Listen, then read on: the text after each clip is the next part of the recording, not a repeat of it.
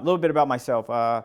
Grew up in Oklahoma, born in Buffalo, New York. For those that don't know, I am a huge Buffalo Bills fan, and yes, I can be a little braggadocio about the Buffalo Bills.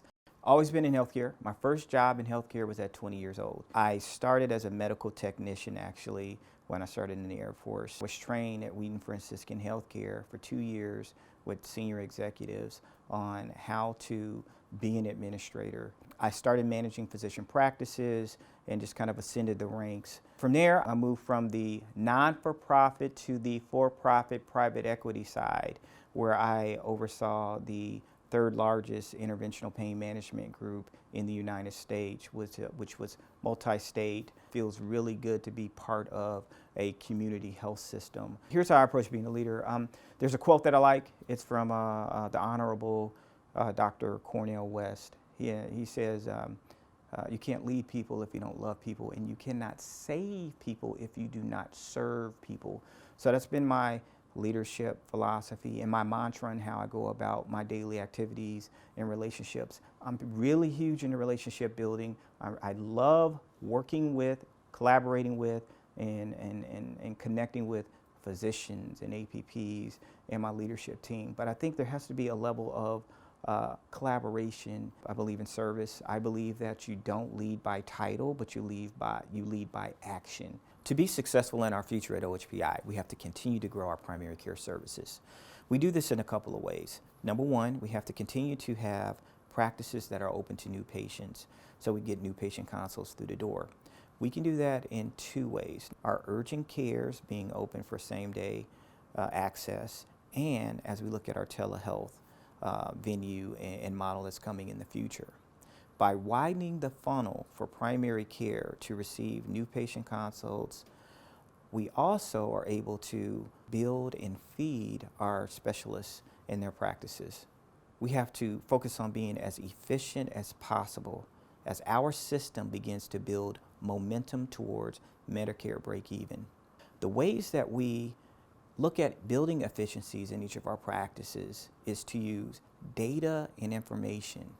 We have a whole host of data points that we use and key performance indicators that each of the directors within OHPI will use to help guide and direct how our practices operate and how they are managed on a day-to-day basis. We have to work closely with our physicians, our physician leaders. For example, leveraging our finance and operation review meetings that we have on a monthly basis at each one of our practices. I think that's how we begin to build the efficiencies that need to take place. We also have to take a look at what's happening on a national and local basis. There is a huge shift and dynamic that's taking place in healthcare at large, which is the move from fee-for-service to a value-based care model. So right now, we're living in both worlds. We have the model where you come in, you get paid, you get reimbursed for that particular visit, and at the same time, as we look at our comprehensive care that we deliver, we're also getting paid on how we manage outcomes. The outcome-based, value-based model will become more and more prevalent. The only way that we get there is by engaging our physicians to shape and mold a new healthcare delivery model across our enterprise. At OHPI, we have restructured to better fit the needs of our physicians and the OHPI enterprise. Over the past 12 months, we had a few departures in leadership roles, which gave us a chance to really take a look at the organization structure and find the best fit for replacement and to restructure in a way that would help us get the forward momentum. So we looked at our Director of Business Operations and what that meant to the organization and how we structure that around our physician contracts and the connectivity with our centralized billing office. We also took a closer look at our safety and quality division, where that could be more robust. And as we look at our day-to-day operations to support our directors of specialty and also of primary care, what kind of support do they need to be better equipped to be able to expand their footprint and connectivity to all the clinics and locations? So we added a couple of group practice managers who already existed within our enterprise, but just changed the titles and restructured again to be a better fit in terms of getting our day-to-day operations moving in the right direction. In December, we added a new location by relocating our Antioch location not far from its current location, which really pushes us to the fringe of our primary service area.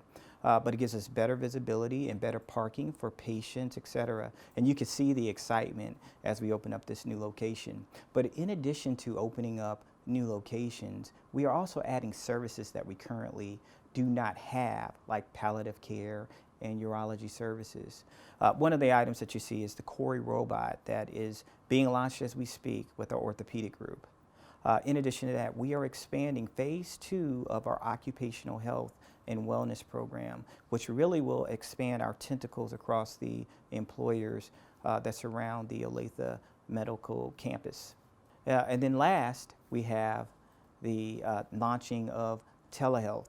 So as we started telehealth back in March of last year, we stood it up in just a couple of weeks, and we use our current platform, which really is a video-based platform called WebEx, to do video visits.